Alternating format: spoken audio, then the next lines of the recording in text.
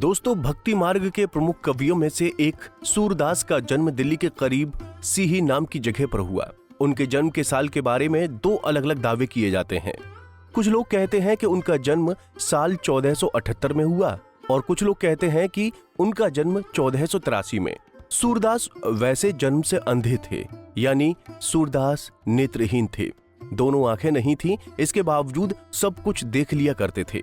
तमाम ग्रंथों में जिक्र मिलता है कि सूरदास के पास दिव्य दृष्टि थी। इस बात को लेकर उनकी कई बार परीक्षा भी लेने की कोशिश की गई और वो सफल हुए।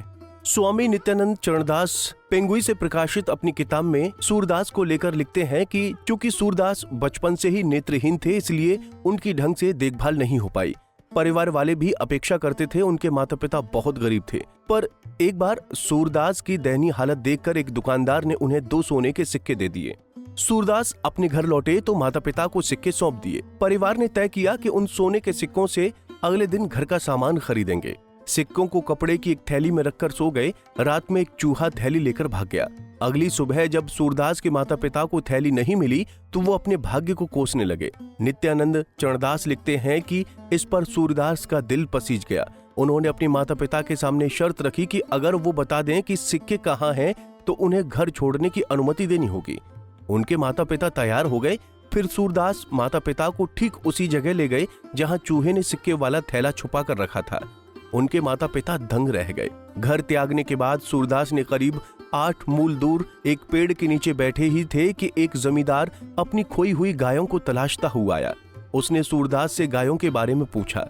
सूरदास ने जवाब दिया कि वो गायों को ढूंढने में मदद करेंगे, लेकिन बदले में कुछ चाहिए। उन्होंने जमींदार को बताया कि 4 मील दूर एक अस्पताल में दोनों गायें बंधी हैं। जमींदार को ठीक उसी जगह गाय मिली। बाद में उसने उसी पेड़ के नीचे सूरदास के लिए झोंपड़ी बनवा दी और उनके रहने खाने की व्यवस्था की। सूरदास ने वहां करीब 12 साल बिताए। इसके बाद वृंदावन की तरफ चल पड़े। यहीं उनकी मुलाकात वल्लभाचार्य से हुई और दीक्षा ली। सूरदास को यहाँ तमाम परीक्षाओं से गुजरना पड़ा।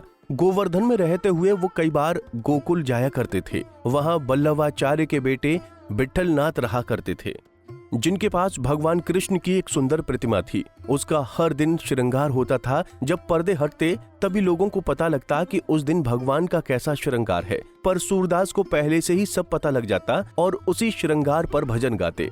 विट्ठलनाथ के बेटों ने सूरदास की परीक्षा लेने का फैसला किया।